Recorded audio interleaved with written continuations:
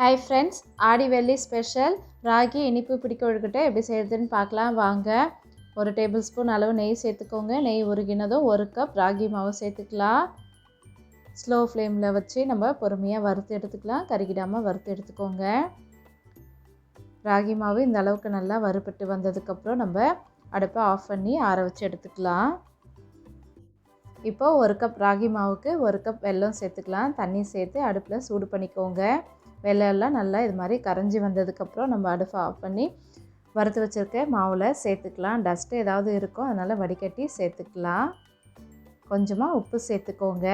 சேர்த்து நல்லா மிக்ஸ் பண்ணி விட்டுக்கோங்க. சூடாக இருக்கும், கை வச்சு மிக்ஸ் பண்ண வேணாம். இது மாதிரி கரண்டி வச்சு மிக்ஸ் பண்ணி விட்டுக்கோங்க. கட்டியெல்லாம் இல்லாமல் நல்லா மிக்ஸ் பண்ணி விட்டுக்கோங்க. மாவு இந்த அளவுக்கு நல்லா மிக்ஸ் பண்ணி வரணும்.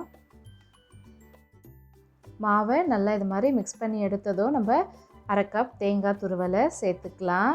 தேங்காவை நல்லா துருவி சேர்த்துக்கோங்க. கொஞ்சமாக நெய் விட்டு வறுத்தும் சேர்த்துக்கலாம், உங்களுடைய விருப்பம். சேர்த்து நல்லா மிக்ஸ் பண்ணி வச்சிடலாம். ஒரு 10 நிமிஷம் போல் அப்படியே மூடி போட்டு வச்சிடலாம். ராகி பிடிக்கொழுக்கட்டை செய்கிறது ரொம்பவே ஈஸி, அதே சமயம் ஹெல்தியும் கூட. டக்குன்னு செஞ்சிடலாம்.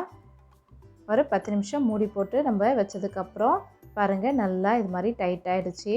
கொஞ்சமாக நெய் சேர்த்துக்கலாம். அப்படி இல்லைன்னா நீங்கள் அப்படியேவும் கையில் பிடி கொழுக்கட்டையாக பிடிச்சி இட்லி பாத்திரத்தில் வச்சு 10 நிமிஷம் வேக வச்சு எடுத்துக்கலாம். 10 நிமிஷம் வெந்ததுக்கப்புறம் நல்லா டேஸ்டியான ராகி பிடி கொழுக்கட்டை ரெடி ஆகிடுச்சு. நீங்களும் இந்த ரெசிபியை உங்கள் வீட்டில் ட்ரை பண்ணி பார்த்துட்டு எப்படி இருக்குன்னு கமெண்ட்டில் சொல்லுங்கள்.